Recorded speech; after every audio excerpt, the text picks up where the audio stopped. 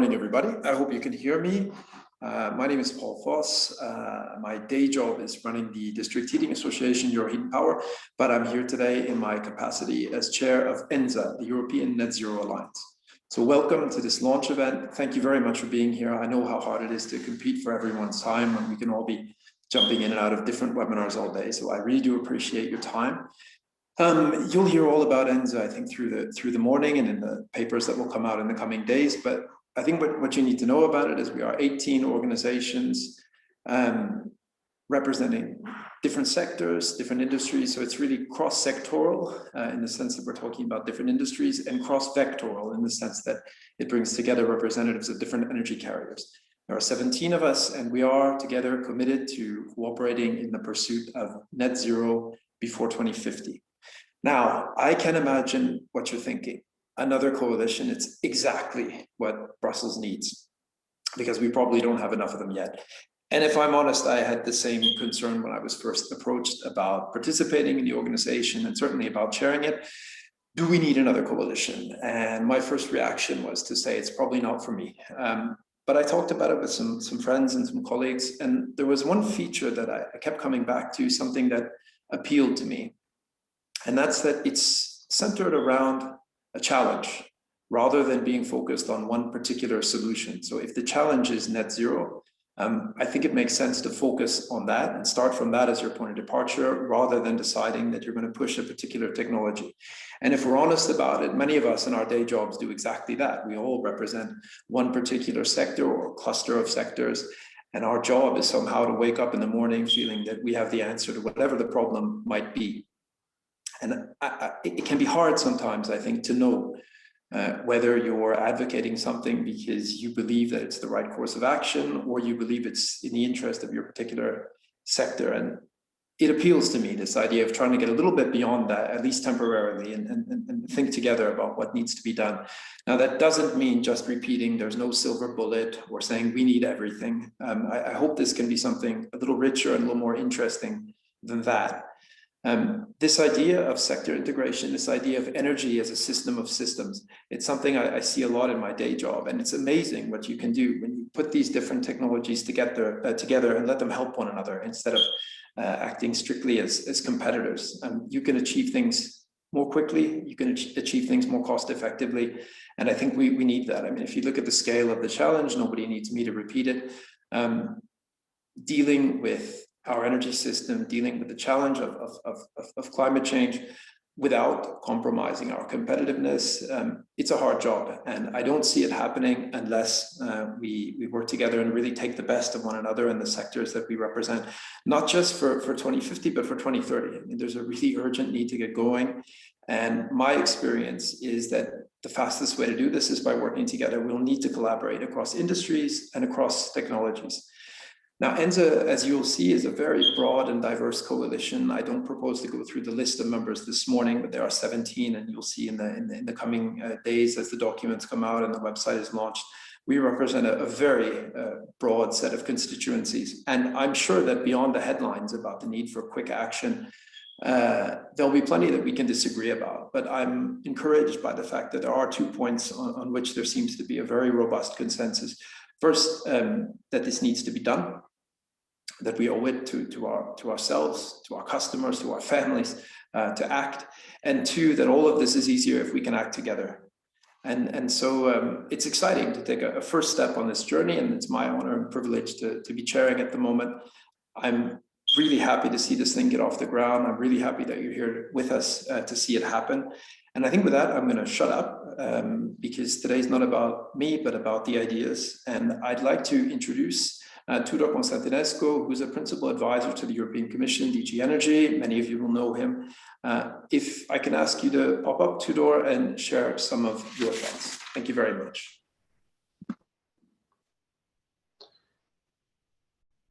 Hello, I'm trying. We hear you. You hear me? I opened the camera as well. Okay, thank you, Paul, and good morning, and thank you for inviting me to speak at the launch of this Net Zero Alliance. First of all, on behalf of Commissioner DG, I would like to congratulate you for launching such an initiative. and for your dedication to the cause, which is very pertinent today. I'm also delighted that the broad objective of your initiative are in line with the EU Green Deal and therefore will effectively contribute to it. And as you may know, the European Commission and DG NER in particular is working on many regulatory aspects relevant for your association. So it's also very timely, I would say. Supporting the energy and decarbonization is actually extremely important in the context of the Green Deal. This was one of the first commitments and big initiative of this Commission. And it helps not only to address climate emergency, but it helps to modernize Europe, to modernize European infrastructure, to make economic growth in Europe. And this is even more important in the current context of the COVID crisis, which we hope will finalize soon in terms of sanitary crisis, but economic recovery, it will still take time. So therefore, it's extremely important that we have more ambitious objectives for 2030. And these more ambitious objectives will actually also trigger significant investments upfront, more capex, and in this way lowering the operational costs later on, but making the whole system more effective and also avoiding to have many stranded assets in the future or to make lock-in effects to our decisions, which we need to not make now. In the 2050 perspective, is about half of the final energy consumption will be electricity, but half will be also molecules. And it's important to decarbonize the entire energy system. So in this context of COVID economic recovery, we came with a number of initiatives, and also financially they are supported because the EU will be spending 1.8 trillion to reboot the economy. So it's without precedent. This European Council agrees that 30% of the next generation EU package and of the multi-annual funds will have to go for climate-related expenditures. So the European Green Deal is strengthening the opportunities also globally at the international scene for reducing the greenhouse gas emissions and for achieving carbon neutrality. We see that more countries and more regions in the world have started to move into this direction. And I think this is also extremely important because Europe cannot make it alone. In terms of energy, we came this year with a number of last year already with a number of initiatives. Let me mention the offshore renewable energy strategy, the renovation wave strategy, where we aim to double or even triple the current rate of 1%, the decarbonization of transport, also linking with electricity by electrification of 1 million public charging points, an increased support for research and development, also with 35% research funding serving now climate-friendly technologies.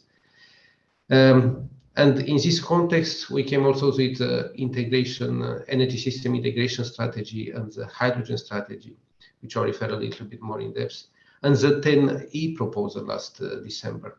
All these are very important, and it will be this year's the renewable directive, it will be the gas decarbonization market. But let me say, all of these are important because energy, at the end of the day, energy production in use is responsible for more than 70% of greenhouse gas emissions. And as I said before, half will be electrons and half will be molecules by 2050. We need to decarbonize both. And this is happening in an energy system which is definitely much more complex, with many more solutions, coexistence of distributed solutions and centralized solutions, both in terms of power generation, storage, and local communities. And this complexity of solutions will require innovation not only at the level of technology, but also innovation in terms of policy making and of the way we combine the various elements of the energy system, which will need to become much more flexible and to have adapt easier than it was in the past. So flexibility and adaptability of the new energy system will have to increase. And therefore, in addressing this, the concepts of system integration and digitalization will actually be the key dimensions for the transformation of the energy system with a view to a carbon neutral economy. The energy system integration actually came last year, and let me spend just 2 minutes on this. It means that the energy system is planned and operated as a whole across multiple energy carriers, infrastructure, and consumption sectors. And it means to accept that there are new innovative ways to do it. So it is not just a straight line. Sometimes it may be more complex, but overall, we achieve higher levels of efficiency. There are 3 pillars mentioned in the strategy. For example, first of all, it's about the energy system becoming more circular with energy efficiency at its core. For example, through the use of heat waste in buildings. The second pillar is to make wherever possible direct electrification of end-use sectors, for example, on heat pumps, but also electric vehicles in transport, in particular in urban areas. But the third pillar is about the use of renewable and low carbon fuels for end-use applications. And this is something important. It's very important because actually, as I said, perhaps half of our final energy consumption is a form of molecules. So it's important to decarbonize this part of the energy system as well. So renewable gases and hydrogen can offer solutions to store the energy produced from variable renewables, exploiting really synergies between electricity, gas, heat, and also hydrogen infrastructures in the future. The strategy will look at different horizontal elements and at the same time to try to ensure a fair energy taxation of different forms of energy carriers and final energy. The hydrogen strategy came at the same time. It puts clearly the priority on renewable hydrogen as the main way to achieve the objective of sector integration in this field. And it identifies different stages, putting also some targets for 2024, as you know, and for 2030. And these targets are in particular important to promote renewable and clean hydrogen. The strategy is also an investment strategy, and very much, as you may see, we speak about 20 to 40 billion euros to be invested in electrolyzers, but we speak about much more to be invested, 200, 300 billion to be invested maybe in renewable capacities, which really will trigger economic development, but also create additional opportunities. So the strategy is also trying to develop policies to accelerate the uptake of hydrogen in end-use sectors, so steel, chemicals, cement. So all these sectors which otherwise are really difficult to decarbonize, and therefore is an important role to work with all the actors. And the Clean Hydrogen Alliance, with all its roundtables it was established, has really a key role to play into this. We also support research and innovation, and we build actually, and to a large extent, the alliance builds on the concept of partnership we have developed over the years with the fuel cells and hydrogen joint undertaking, where the Commission joined forces with the industries and research communities to drive the agenda and to try to promote both solutions which favor the energy transition, but also the competitiveness of our economy and industry. So it's clear now we are working on a regulatory framework to try to take all these things into account on infrastructure and planning, on the revision of RED 2 of the Renewables Directive, on certification and incentives, when we speak about renewable gases and hydrogen in particular, and on the market rules. In terms of infrastructure and planning, you know that last December we tabled the revised rules for trans-European energy networks, and the examination started both in the Parliament and the Council. The Commission is proposing now to update the renewable and low carbon gases and to have hydrogen network of cross-border relevance, also electrolyzers linked to such networks and smart gas grids to enable an eligible status for PCIs in the legislative proposal. So, and this status will actually provide a more favorable regulatory treatment, also faster permitting and some access to funding under Connecting Europe facility. The Commission is also now proposing to include hydrogen networks in the scope of ENZA 10-year development plans for gas. The Renewables Directive is under revision, and it's important here to make it clear that certification, we see certification and incentives as a clear priority for low carbon gases and hydrogen. So we are developing a comprehensive terminology, and this certification is clearly a part of the Renewable Energy Directive for the Fit for 55 package in the summer. We are also looking at the incentives and measures, and this is important to bear in mind, particularly in the transition period. But last but not least, the market rules will be absolutely essential to make working the revised legislative framework and to design a competitive market for decarbonization of gases and hydrogen. And this is planned for the end of this year. And it's important to ensure access to distribution and transmission infrastructure for renewable gases and hydrogen to repurpose where it makes most economic sense. And we just recently published an inception impact assessment, which was open till 10 of March. And it is very important to take this on the reflection and in this process of moving forward. It is really very, very important, because this part of the energy system needs to be decarbonized, and we have to have this integrated approach to it. Therefore, your initiative is so important. So in terms of legislation, I would like to mention that there are other things which are not directly in the remit of DGNL, but we are working with other services of the Commission we think are particularly important, the energy and environmental state aid guidelines. Also in relation to IPCIs for hydrogen, but not only.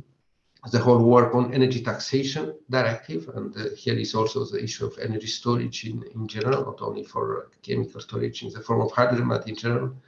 And the delegated acts under taxonomy regulation for sustainable finance. So in the end, I will say that it's a joint responsibility for all of us actually to work for the success of the energy transition. And in this context, energy system integration has a very important role to play. So clean, affordable, safe and secure energy should not be a privilege.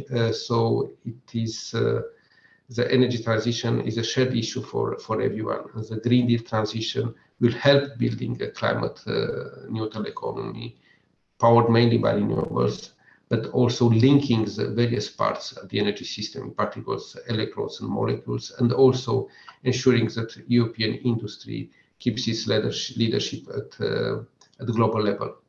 So this being said, from my side, I would like to welcome again your initiative to wish you success and to ensure that we are happy to continue to work with all of you. And I think this sign of which you give by putting together all these various industries and looking at this much more complex puzzle, which is the energy system of the future, in an integrated way, will definitely be an opportunity to make it also more cost effective, and also to ensure that we are all successful in achieving our objectives. Thank you very much again, and good luck. Thank you, Tudor. Thank you very much. Thank you for being here, and thanks for your thoughtful remarks. It encourages me not only to hear that there's a job for us to do, but that the spirit in which we're trying to work together is consistent with what's needed and with the way the Commission's thinking at the moment. So that's great. Now, we're going to get to an interesting part of the morning, what I hope will be a really excellent panel debate. We certainly have a great group. And to lead us through that, I'd like to introduce Philippa Nuttall-Jones. Philippa is Editor-in-Chief of Energy Monitor, and more importantly and more broadly, she's an excellent journalist and always a really thoughtful contributor to any discussion, particularly around climate and energy in Brussels. Philippa, over to you. Thanks, Paul, and thanks for inviting me today, and welcome to everybody. Before we start the panel discussion, I'd like to invite anybody who wants to ask a question to pose their question in the chat, and I will ask them as we go along. So could everybody who's on the panel switch their cameras on, please? And we can see who you all are as I introduce you. Excellent. Pierre, could you switch yours on as well, please? Okay, while we wait for Pierre to switch his camera on, I'll introduce the panel. So we have Pierre, who's our mystery guest at the moment, Pierre Louac, who's Policy Officer at the European Commission. We have Adrian Heel from Energy Cities. Hi, Pierre. Algosha Rybak, Climate Change and Energy Director at CEPI, and Andreas Graf, Project Manager at Agori Energiewende. So to kick off, I'm going to ask each of our panelists to give a 5-minute introduction of why they think that removing silos will help move forward the EU in terms of its climate and energy objectives. And then we'll have a bit of a discussion and we'll open the floor for questions. So Pierre, if you'd like to kick us off, thank you. Yeah. Good morning to everyone. Actually, I may not use the full 5 minutes because also Tudor just presented a number of points from the perspective of the Commission, especially on the, let's say, our to-do list and our current homework. So I really want to keep it high level, just stressing the fact that from the perspective of the Commission, there is no other option, to be very clear, if we are serious about net zero, and this is what we are currently with the whole Green Deal agenda, the objective of climate neutrality for 2050, the climate target plan, updating a bit our objectives on the way, on the run towards 2050. We need to accelerate and to be clear, looking sector by sector, as we have done to some extent with some success, depending on the sectors in the past, will not do the job. Okay, so I think you will find that from the Commission, we realize that mere fact in the coming years, I would say, that led indeed to what Tudor has described already, this energy system integration strategy. In a nutshell, it's we need to take a holistic view. We need to see the links, the missing links in particular, but also the existing links that are out there. And if we don't do that, well, it's going to be much more expensive for everyone, or actually we may not be able to reach climate neutrality at all. Okay. Tudor mentioned briefly the key pillars. Maybe in a few more minutes. The main message is that at the core of decarbonization, and this is also reflected in the new modeling we've done in the climate target plan, you do find in all scenarios deep electrification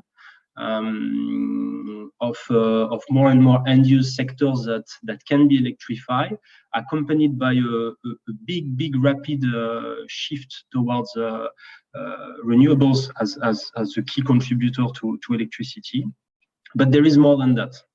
If you do modeling in the range of scenarios we explore, you have two more absolute key pillars. The first one being, of course, to look at energy efficiency as a no-regret option in everything you are doing to facilitate, I would say, all the rest.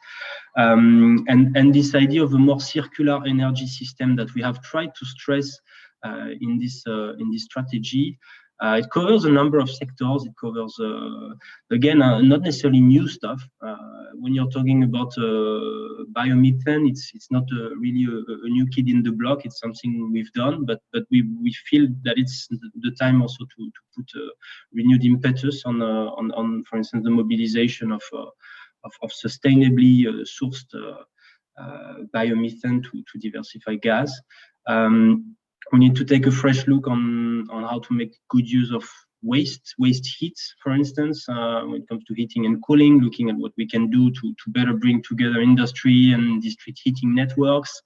All of this, again, is not new, but as Commission, we want to, both from the legislative point of view, but also from funding and using the EU budget to push those projects that are doing really this energy system integration on the ground in the coming years. And the third pillar is really about everything that, in short, cannot be either tackled through energy efficiency or electrification, and where you need molecules for some reason. And here you find also in this energy system integration strategy, combined with the hydrogen strategy, a big emphasis on looking at the role of fuels and gases, and how to put Europe on track of using them in a more decarbonized and sustainable manner.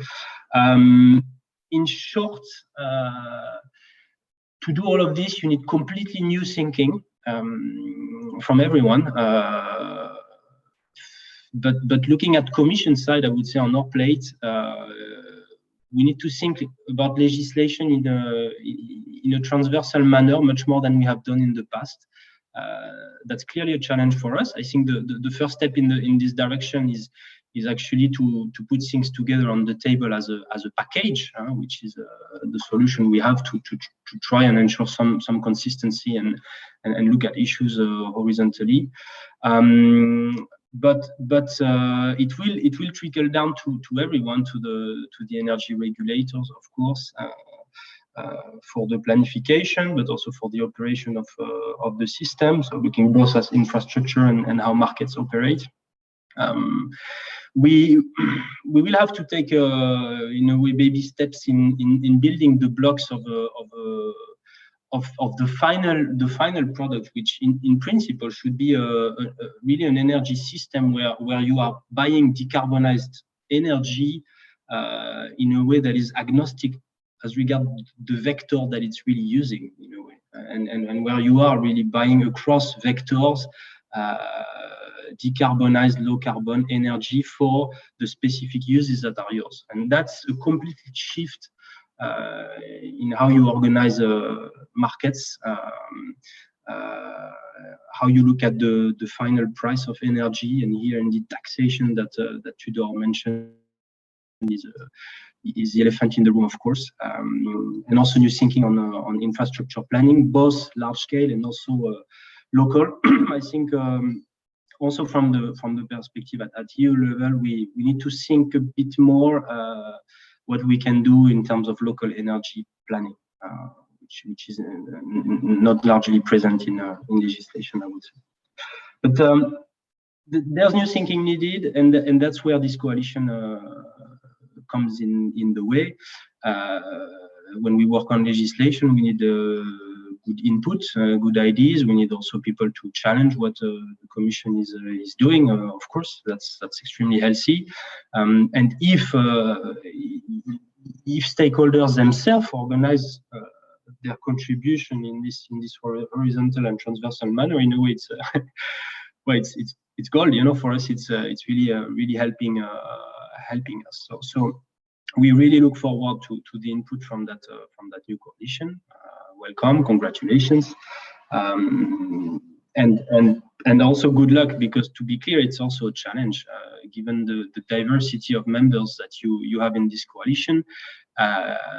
It's big work that you have to do within your membership to also agree on some on many of the issues. But that's for later. I will shut up for now and leave the floor to leave more time for the Q&As. Thank you, Pierre. I think you used your full 5 minutes there, though. Okay. That's good. No worries. So you mentioned local energy planning, and so let's move to Adrian from Energy Cities, who I think can talk to us more from the local angle. Great. Thanks very much, Philippa, and thanks to everyone else for joining us, because this is quite a challenge, and it will be very much a joint thing. So from a city's perspective, sector integration is much more than combining heat and electricity networks. To really achieve the two primary goals that everyone else has already mentioned about efficiency and electrification, the challenge is about planning and people. It's not about technology. We have the technology we need. We saw that last week with the Helsinki Heat Challenge, where their path to decarbonization is about using existing tech in the right combination. And that combination is going to be unique to each city depending on its location. So Helsinki is on the water, so of course salt water plays a big role. In mountainous areas, maybe Lyon or Grenoble, maybe their solution will involve pumped storage. In Erlen in the Netherlands, disused coal mines have been really key for using energy storage and their district heating and cooling. But again, the tech is there. The primary challenge is planning and people. So from a planning perspective, from a city point of view, It's not heat and electricity. It's also what's your smart mobility planning and what impact is that going to have on the grid? What's your community energy potential for generation and storage locally so that you can avoid unnecessary upgrades to the grid? What are your biodiversity targets? Because that's going to impact your land use. What about your waste systems? How is your waste to energy plants, how are they going to evolve as the waste streams shift? All of these things, and especially renovation plans to bring the worst performing buildings up to a certain standard so they can use low temperature district heating or heat pump. But all of these things need to be combined and planned for on a city level. Because from a city's perspective, and especially from a city's politician's perspective, what they absolutely have to avoid is digging up the road to install a district heating network, and then the following year digging up the road to install tram tracks or fixed cycle paths, and then the following year digging up the road to upgrade the local grid. People are really keen for change, but there is a threshold that you can't go past. And in order to do this transition effectively, it all needs to be planned and coordinated between different departments locally, so breaking down those silos, as others have said, but it needs to be done locally and very intensively. And that's going to involve a tremendous amount of administrative and technical support, especially for smaller cities who don't have the staff or the experience to do this kind of work. So there are programs like the EU City Facility that provides funds to help build that administrative capacity, but we really need that program or programs like it to be scaled up 1,000-fold. The easiest and most practical way of dealing with this complexity is with a district approach. So in Leuven is a great example. They have an organization called Leuven 2030. Which is an arm's length body from the city, and it brings together heavy industry in the city, the universities, the Chamber of Commerce, NGOs, citizen groups, everybody in a really broad coalition with a joint objective of a climate neutral city. And that's the people aspect of the equation, because you absolutely need the knowledge, the resources, the buy-in of society at large if you're going to engage in the kind of full transformation that we're talking about. So right now, Leuven 2030 are just launching a new project, their district energy transition, right? So this is a very intense and very local effort to decarbonize an area. And they say that you need a minimum of 250 houses or about 3 streets. And from there, you can scale up to bigger districts. But the idea is to look at how you do large-scale renovation, how you do community building, a local finance model, the local supply chain, both for energy, but also for the renovations, for mobility, and how you quantify and value things like community building, improved air quality, and how you build that business case for large-scale renovation and transformation. Because right now, the math doesn't add up. If you renovate 300 buildings, you're not going to pay that back in saved energy costs. But there's a lot of other benefits that go along with it that, if they're quantified correctly, make the whole thing worthwhile. So that's really what Leuven is setting out to do right now with their district energy transition. And in the case of this project, the houses will be moving to heat pumps as part of the renovations. But it's worth noting as well that 2 weeks ago, Leuven sent a letter to the Flemish government, along with 7 other Flemish cities, detailing more about what they need to incorporate more district heating and the sort of the role of district heating and energy storage and things like that, because that's absolutely going to be part of the solution going forward. And the other issue is then geothermal, which has been left out of the conversation a lot. And our members, anecdotally, are looking into it more and more because of its complementary role to a lot of the energy, the community energy is solar and wind. So I'll leave it there. Leuven's not far away. If you do get a chance, I would highly suggest you go because they're in the midst of a wonderful transformation. Super, thanks, Adrian. Now we're going to turn to Malgosia, who's going to give us an industry perspective. Thank you, Philippa. Yes, just to show you the scale of the challenge that we're facing right now, I'll give you a short intro to our industry. So the pulp and paper industry is the fourth largest industrial user of energy in Europe. And at the same time, we're the largest generator and user of renewable energy, with 60% of our fuel mix coming from biomass. At the same time, we're also a part of a larger wood-based bioeconomy where biorefineries produce a variety of products ranging from biochemicals to fabrics. And actually the shirt that I'm wearing today is made of wood fabric. And this huge potential shows us and makes us believe that we're best placed and we can play a key role in helping the EU to reach the 2030 and 2050 targets.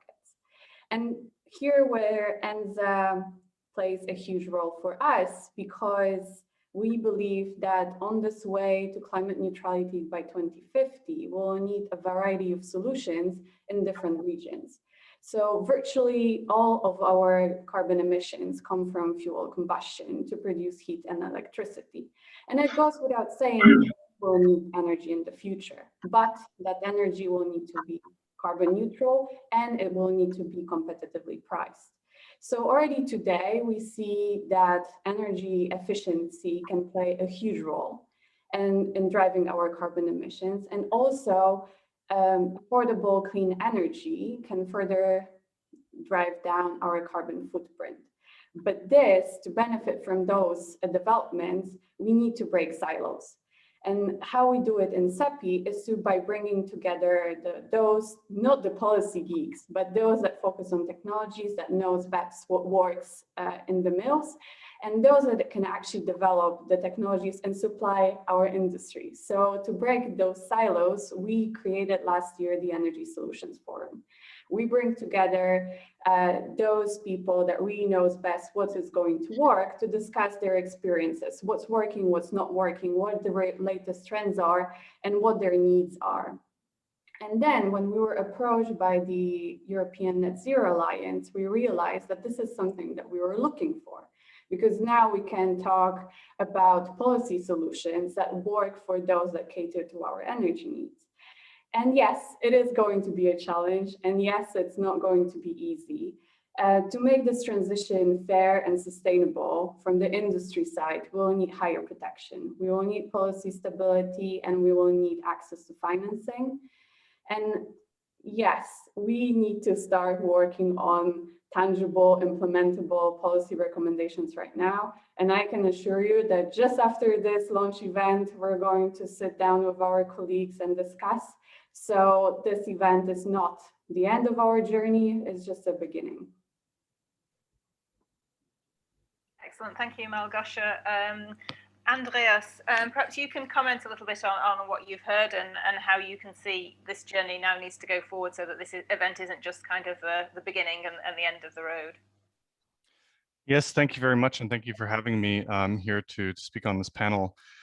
I thought I would just start with one quote by Amory Lovins, which happens to be just about my favorite quote in energy policy terms. People don't want raw kilowatt hours or lumps of coal or barrels of sticky black goo. They want hot showers, cold beer, comfort, mobility, and illumination. And I think that hits at exactly what this alliance could be about, which is to say that it's not about any particular form of energy to deliver the challenge of net zero, but rather the actual challenge itself, net zero. So at the same time, you know, those citizens also care about net zero. And so to deliver that, we have to take that challenge also seriously in terms of making bold decisions where they are needed. So I thought, you know, the introductory remarks so far have very much focused on what this kind of the positive aspects of what such a coalition could be about. And I think it's very important to underline the issue that, you know, half of or perhaps slightly more than half of energy will be electrons in future, but still a large proportion, maybe half, maybe slightly less, will be molecules. But either way, we have both electrons and molecules delivering the energy system in the future. And as was stated also by Tudor, we will need innovation at the level of policy making to make this possible. So those are, I think, key things to underline. Now, sorry, I muted myself for a second. Looking at the paper that was circulated with my invitation to join this panel, there were a few points on the draft report or paper that was issued that I can fully subscribe to, but I think need to be nuanced to be delivering on, let's say, the ambition of the coalition as presented so far. So first of all, it makes very clear that demand and supply side targets should not discriminate against any potential consumer or customer segment. Now, that is, of course, an important principle. That being said, we know that with the net zero targets and the ambition of Europe to join a target, for the first time, we are having a conversation about how all sectors must deliver net zero. There isn't any sector in the discussion now, whether towards 2030 or towards 2050, that will not have to make massive changes, full stop. And so I think we do need to underline that point. And secondly, we need to also underline the point that some sectors will have to do more than others, because we know that they can more cost efficiently in the short term help to deliver quick emissions abatement, because that's also part of our challenge with a fixed carbon budget to reach or maintain 1.5 degrees, if possible. Secondly, I think there was a point on ensuring coherence and building on existing regulatory frameworks. This is, of course, something that's important to underline. We don't need to reinvent the wheel everywhere in our regulatory framework to deliver. In fact, there are some things we will want to even strengthen from the past. And we've just had a clean energy package adopted that adopts many important rules that I don't think need to be fundamentally reshaped.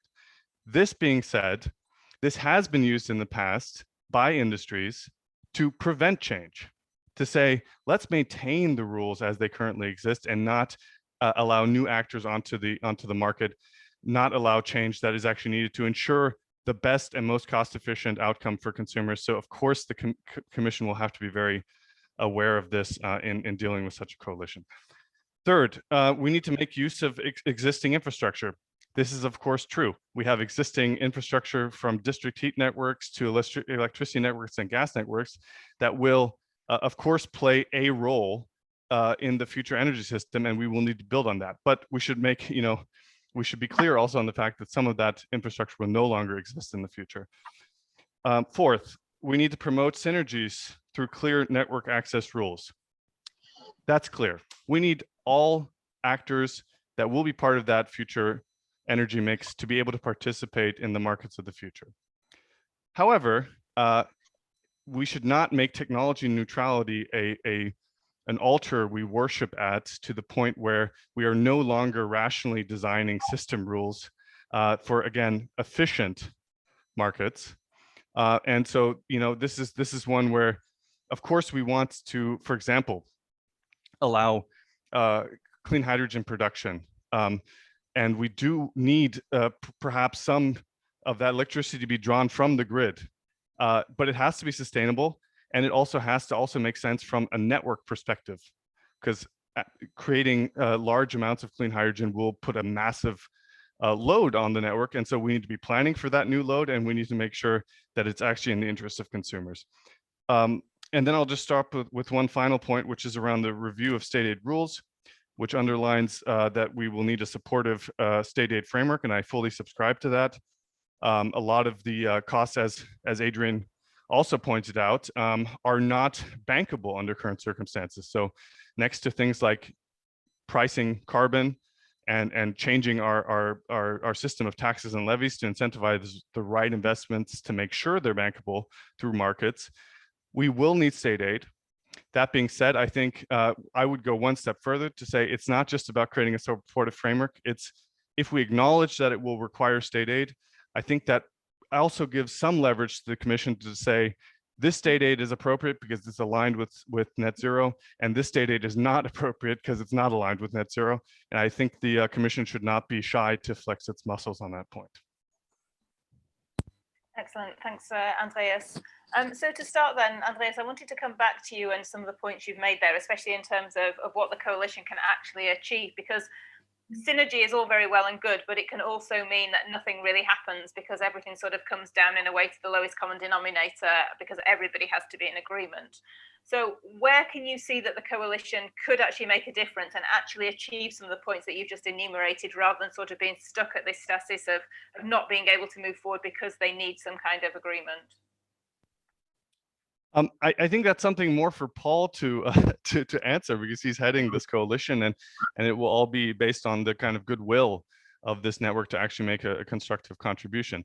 But that being said, I do think there's an approach currently in the discussion around simple communication around basic principles, emphasizing perhaps the elements of short-term transformation that are most needed, and this includes development of renewables, it includes electrification, and it includes perhaps making best use of public funds also to ensure a green recovery. And these are emphasized to the point at times where we forget that there are other elements of the energy system. And I do think, if anything, this network could make a very positive contribution by just bringing a constructive reminder that, for example, when it comes, it's a very heated subject, but sustainable taxonomy, we've had this discussion around what is the role of gas, and here I would say this conversation has been incredibly muddy because we don't separate what we are talking about when we talk about sustainable taxonomy and what it's used for. There are different purposes. One is we want to make sure that when you invest into a green fund, you know it's green. You're not buying into greenwashing. In that limited sense, it makes probably very limited sense to consider fossil gas green, full stop.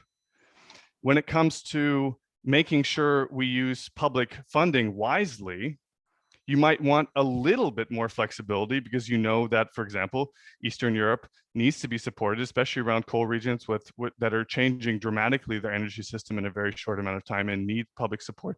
Maybe you want to provide a little bit of flexibility there, and I think the current system, provides that flexibility. And finally, there's the issue of state aid and which energy carriers should be supported in one form or another, and then you could make a different decision as to what should be supported. But these are three different conversations, and I think they're all put together into one.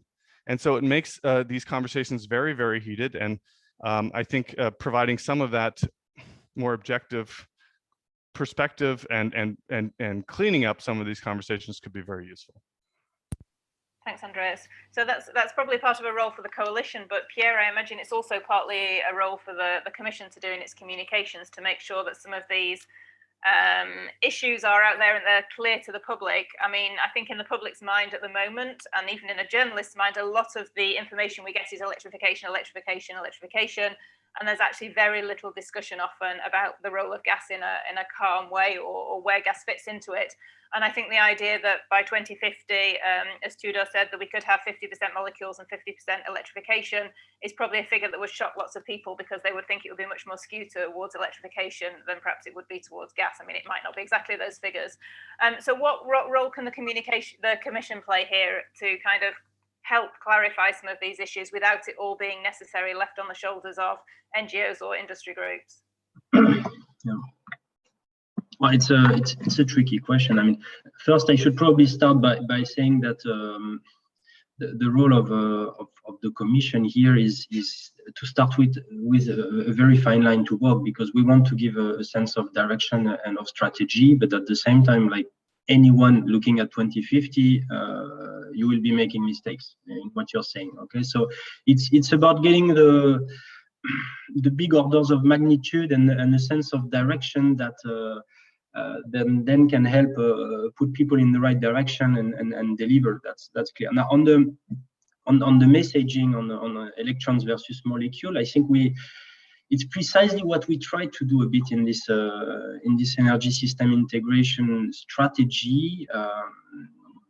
You will notice, for instance, that we could have come up with an isolated hydrogen strategy, if you think about it. But the whole purpose was quite the opposite. It was not by having a standalone hydrogen strategy to give the false impression in this case that everything should be about hydrogen. So we tried to have this overall chapeau narrative with this sense of also of prioritization on the role of energy efficiency first, and then electrification where you can push the electrification, but also clearly recognizing once you've done all of this great job that to a large extent is no regret, you're still hitting the wall at some point, and you need the molecules. So obviously, if you're asking the question, it means that a lot more job needs to be done on our side.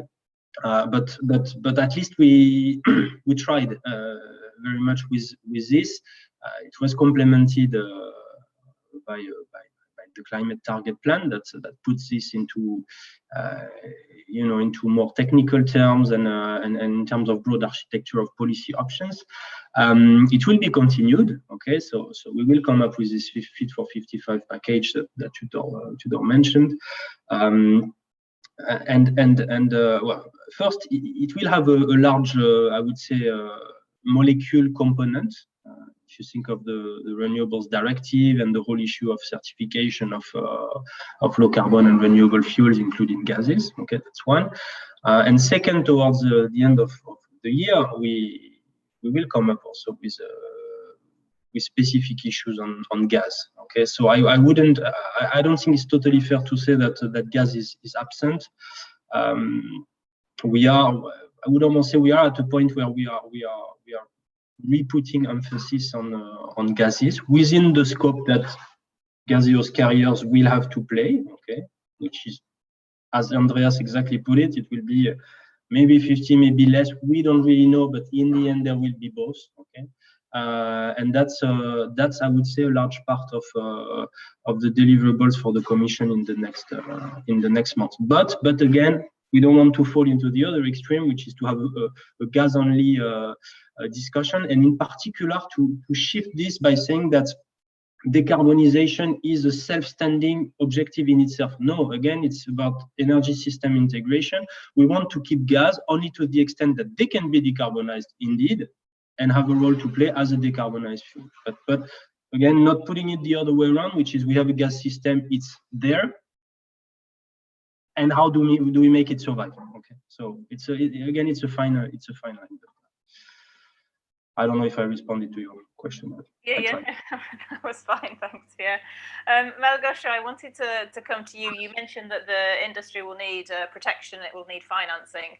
We've discussed the idea that part of the coalition is to make the road to net zero as efficient and as cost effective as possible. And Andreas mentioned the fact that different industries may have to make more of an effort to move at different speeds.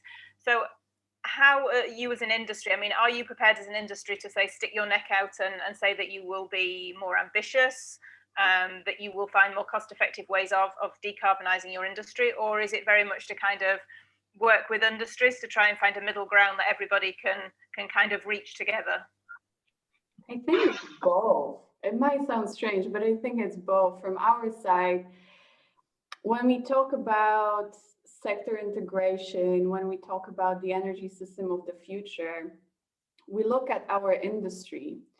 And I think that it's worth mentioning one thing, that when we talk about industrial innovation and rethinking the processes that we need to reduce carbon emissions, to reduce our energy use, it's not as easy as you have it at home when you change your light bulb and your energy bill is lower. For industry, it takes time and it takes a lot of money and effort. So this is why we're saying that we need financing, because the processes that we need to rethink and redesign are processes that have been there for hundreds of years. And in case of paper, what we're discussing is, for example, how to make paper without water. So the reason why we need heat and the reason why we need electricity is because we're turning pulp, which is 99% of water and 1% of fibers, into something that is 99% fibers and 1% of water. And the amount of energy that is used to remove all this water this is where our problem is. So as I mentioned before with the Energy Solutions Forum, we look at all of those different things. And obviously, at first, we will need to talk with members of Net Zero Alliance to discuss how to make those small tweaks in CHPs, how to make sure that we can install solar thermal, how to make sure that we have affordable clean biogas, how we can have access to biomethane. But then the real challenge comes when we need to show the ambition and show the willingness and show the initiative to talk to the technology designers and suppliers that we need those things. Obviously, it will come at a cost. And this is the time when we need protection, we need stability, we need to know where the policy is going, and we also need the funding.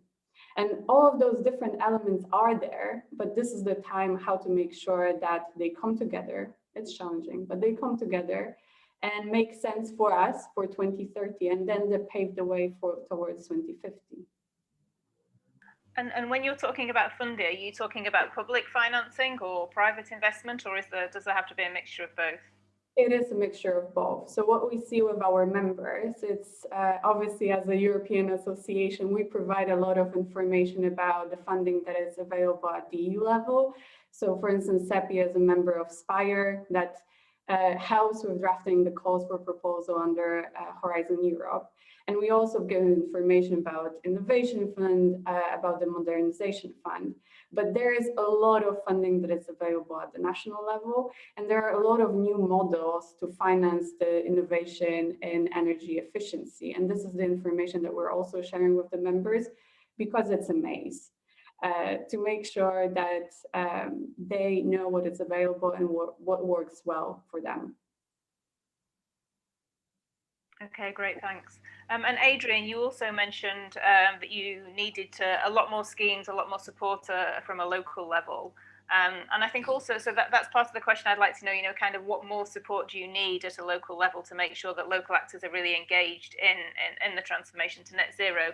And then also you mentioned Leuven 2030, whereby business and NGOs and everybody is kind of working together.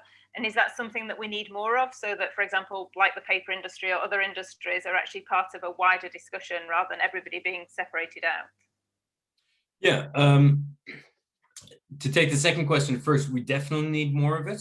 And it can be a real challenge for a lot of different reasons, because in bringing all those people together, you've got a lot of different agendas. From an industrial, business that has obligations to its shareholders, to parents of school-aged kids who want clean air. So bringing all of that together is a big challenge. But the way the mayor of Leuven refers to it, says it's about giving away power. You're telling these people that together, collectively, if you can come up with something, a joint program, then you'll have the power and the ability to implement that, and we can actually start accomplishing really concrete things. One of the issues to choose the paper industry completely as a theoretical, but you often have like industry hubs, right, where certain industries will gather in cities because of the local talent or whatever the local resources or what have you. If you're trying to get two competitors in the same industry to collaborate on an energy transition plan, there are a lot of sensitivities where those competitors don't want to share information. So the city can act as a sort of a neutral partner or a trusted partner and say, well, I'll take the information, we'll use a black box, and I'll do the calculations, and competitor B give me their information, and we'll put it in a black box so that you can address those competitive concerns while still moving forward. So that's one of the real strengths that a city can bring to a process like that. I've forgotten your first question now, Philip, I'm sorry. My first question was, you'd mentioned that you also needed greater support and a lot more schemes to be available at the local level. And if you had sort of anything specific within that, to put more to the Commission. Yeah, there's a couple of things. I mean, it's important to distinguish between big cities, your Paris, your Amsterdams and whatnot, who have a really solid base to work on, compared to, say, the town where I live, which is 14,000 people, and you've got one environment employee and one city councillor. They simply do not have the resources or skills to be able to implement this kind of stuff. So coming up with dedicated administrative support, either where you provide the administrative capacity or you give them money to train people up, which is what the EU city facility does, is going to be really, really key to building these coalitions locally, which is where the energy is where the energy needs to be integrated. So we'd like to see a lot more of that. Right now, the EU city facility has a budget of about 12 million a year. So it's absolute peanuts in terms of what we're talking about, but it's the lever that unlocks so much of the potential we see. And along with that, then there's other things like mandatory heat mapping, which we think should happen everywhere. So you can actually start mapping out where the demand is and where it exists in industry. Is it low temperature from a supermarket, which is ideal for 5th generation district heating? Is it really high temperature that might be better used in an adjoining industry because it's at such a temperature, so as to avoid that delta where you're bringing, I don't know, 500 degrees down to 50, which just isn't as efficient if you can reuse it in another industry before sending it into district heating. Thanks. No, I really like the idea of the city sort of being a trusted partner who can kind of be, as you say, this black box that the information can come in and then it's sort of almost a neutral partner. Malgosia, is that something that you could see the coalition perhaps helping to work more closely with cities to perpetuate solutions like that? Probably yes. I cannot speak for everyone, but I think that we in the Alliance, we have such a broad range of different energy technologies and energy vectors that it makes sense to work on it on the local level as well. So when Adrian was speaking, I couldn't help but remind myself about a story that my colleague dug up about one of the paper mills that use waste heat to heat a swimming pool. So this is a district and a local solution that has been there for what it seems like ages. Certainly we'll need to discuss how to make this transition work at the policy level, at the EU level, but also at the local level, because without people doing something on the ground, we'll get nowhere, basically. Andreas or Pierre, did you want to come in with anything about the importance of this working at a local level? Andreas, yeah. Yes, I'd love to. So two things come to mind just reacting to Adrian's comments. One is I would like to very strongly underline this issue of local capacity needing to be strengthened. And Adrian highlighted a few ways or a few sources of funding, where that could be possible. But I doubt that these EU funds are actually up to the task. I think we really need to have a fundamental reevaluation of how we value the administrators doing permitting, doing social services, doing different services that are actually fundamental to good quality of life. Again, if citizens value comfort, mobility, green infrastructure, all these things, then we need to value them also in funding the administrators who provide them. And that also goes into other aspects that are very relevant to this system integration for things like, I know that in Germany, one of the biggest bottlenecks to the approval of charging stations for EVs is local administrative and regional administrative staff just for permitting. And these are different from country and kind of legal constitutional system from one to the other. But we really need to take this seriously so that we can move forward, and we can't let such administrative challenges be the bottleneck. And then I would also like to highlight just one interesting example. I'm sure there are plenty of others, but Baden-Württemberg has recently adopted a heat planning law where they make local heat planning mandatory for all communes. But what they also do is they actually provide funding to every single municipality based on both kind of a fixed rate as well as per capita per head in any particular municipality. And so this provides the funding to either hire staff in cities that can afford it, or to hire staff on a shorter term basis, the consulting services, because next to the creating the networks, bringing stakeholders together, providing these services, bringing parties together to have that conversation, we might need more targeted services, and we need to make sure that economy is also flourishing so that the cities can get the services they need. So it goes beyond just local kind of long-term administrative staff. It also is going to need to be consulting and many other services, because not everyone can have an energy model. Thanks, Andreas. Pierre, did you want to comment on that from a Commission point of view, and where you can play a role here? Yeah, well, quickly, I think the EU can play a role. The EU budget is there, but indeed, as Andreas just said, I mean, you won't do miracles with just the EU budget. I mean, the task is so daunting and so broad. We're talking about literally every commune everywhere in Europe that has to do it. Adrian referred to the budget of the EU city facility. I mean, that was a small thing under H2020.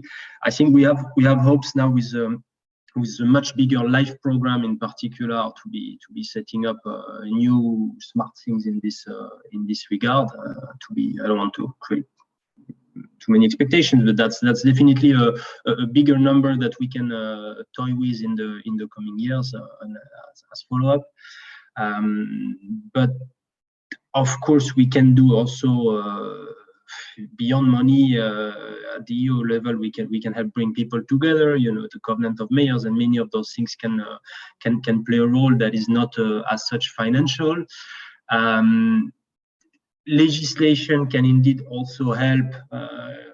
You referred to this mandatory heat mapping, for instance. It's something that can create the need for action at the local level. But once you've said all of that, if indeed you don't have the capacity on the ground, there will be a hole to plug that goes beyond, in a way, what the Commission can do. So, short message is not a negative one. If that's what I got through, I got it wrong. It's we can do a lot. Sharing information and with well-targeted capacity building support, but but that's we will need more from a lot of sources and also imagination on how people can learn from each other and help each other. So. And Adrian, there's obviously lots of areas like Andreas mentioned Baden-Württemberg, you mentioned Leuven, where this idea of different people, different actors working together and the silos are being broken down. Mm-hmm. And what's the best way of scaling those projects up? Is it through places like energy cities like yourselves? Is it through this new coalition where these ideas kind of need to be pushed up to different levels? How do we share these examples so we're not reinventing the wheel every time? I think it needs to be scaled up at local level, and it needs to be complemented by the policy changes at the EU level. So things like a shift on energy taxation away from electricity, which has 3 times as many taxes and levies, onto fossil fuels is something that absolutely has to be done. And that's where I would see a role for this alliance in pushing for that kind of those top level systemic changes. At an EU level, and then at a local level, it's much more about putting boots on the ground and making it happen. And that's where the members of these organizations will have a big role to play. So in terms of how they operate vertically and make sure that their people on the ground feel empowered and have the skills and resources and time to get involved at their local level and take part in these sorts of things is going to be really, really key. Okay, thanks. Paul, when in his opening remarks, mentioned that the challenge is obviously to get to net zero, and the good thing, or one of the good things about this coalition, is that this challenge is there and it's set as a challenge. Andreas, what's the biggest challenge here? I mean, we've mentioned cost, we've mentioned policy, we've mentioned local levels. If you have to single 1 or 2 things out, what are the main things that perhaps this coalition could help to solve? I mean, you mentioned in your opening remarks as well, sort of some of the problems where things could go wrong, but where really could they make a difference and help move this debate forward? You're still muted, Andrea. Yes, sorry. At risk of kind of just latching on to the last thing that we talked about, I do think actually re-emphasizing the local level might not be the most impactful thing we could do at the moment, because I do think we've had a very vibrant conversation the last year or so around the European Green Deal, but it has been very much a European Green Deal and not so much a Europe-wide Green Deal conversation. And I think this idea that somehow this is just going to trickle down through the national level, through the regional level, to the local level, without us engaging local level from the beginning and immediately and with the full kind of serious treatment that it deserves, I think is very troubling for, and so the earlier we get into a conversation around heat planning and local mobility planning and all these things much more seriously, and what that involves and the funding that might involve, and the partnership networks we could develop to reinforce many of the programs that already exist at EU level that the Commission has already been pushing for years, that I think the more realistic it becomes that we actually deliver on the 2030 targets that we're setting for ourselves. So, and you know, what Adrian mentioned with the kind of ripping up streets and we can't do this 3 or 4 times, I think the earlier we get that message that we need local staff that can do the job, but also that we can't, you know, tear up the sidewalk every time we do climate adaptation, every time we do, you know, adjust the gas network. I mean, they're adjusting the gas network here to switch from low to high, you know, high calorific gas next year in my district. We're talking about, you know, laying fiber optic cables. We're talking about all these things. If we can do it in one go, let's try. But the earlier we recognize that, the better. Thanks, Andreas. And living in Brussels, I think the street around the corner from where I live has been dug every year since I've been here, at least once a year for 10 years. So there's a long way to go before we get to that, even if it's not for climate aims, but perhaps that's the way of changing the system. Pierre, what would you like to see from the coalition? What's the main thing you'd like to see now, so it doesn't just become a talking shop or yet another coalition that exists in Brussels that asks for meetings with the Commission? I would say I'm going to be quite blunt, but the most useful thing I can think of in the current discussions we have is to help having a more pacified discussion on the future trajectory of the energy mix, and which carrier do we need? Is this electricity? Is this gas, etc.? And recognizing and enshrining in the vision of a broad coalition across sectors that there is a reasonable trajectory that can deliver. The last thing we need, to be clear, is an anti-electrification coalition, for instance. Okay, that's not what this coalition, in my view, should be about. Okay, it's a lot more than that. So the broader the basis, the more we can find a joined up view, really truly cross-sectoral and cross-sectors, and also across levels, and the local and the national and the trans-European level, on what is this common trajectory towards net zero emissions in 2050. If you manage to do that, it's a daunting task, but if you manage to do that, it's extremely valuable in the current discussion. Thanks, Pierre. So Malgosia, now you have to answer.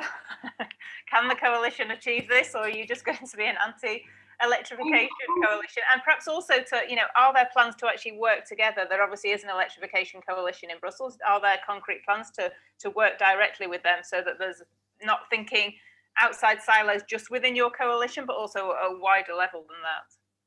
I hope that we can be something more than anti-electrification coalition. I think that that's the whole plan, at least from CEPI's perspective. What makes sense for us is to really talk, because I understand that for many of you, this group of different associations might be new, but we've been working with some of them for years now. And from our perspective, we're really in the pulp and paper industry, if I may be blunt, we're really energy agnostic, in a sense that the temperatures that we need and the energy sources that we need, as long as it's affordable, it makes sense for us. So we wouldn't be the ones being anti-electrification, because part of our process we need electricity as well. And whether we're using a gas fuel boiler or we use electricity boiler, it's okay. I mean, as long as it's decarbonized energy source and as long as it's affordable for us, it makes sense. And then when it comes to maybe going back a little bit to the discussion, like what can we do beyond giving money?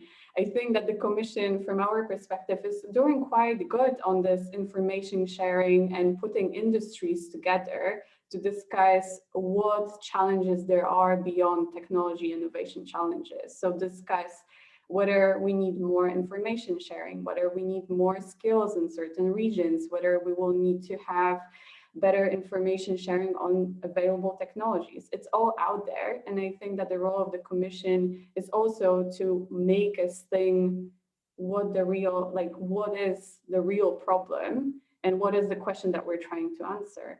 And then data is key. So whenever there is an initiative to map the infrastructure for hydrogen, whenever there is an initiative to map potential for biogas. For us, it's also all the biogas that is off the grid. It's also important to put it on the track and bring it to us. So yes, I mean, it is going to be a challenge and it is going to be a discussion because we're coming from a different angle. And I think that being a technology provider, being a energy provider, being an industry, we're coming at the same problem from different angles, but I think that this is where the strength is.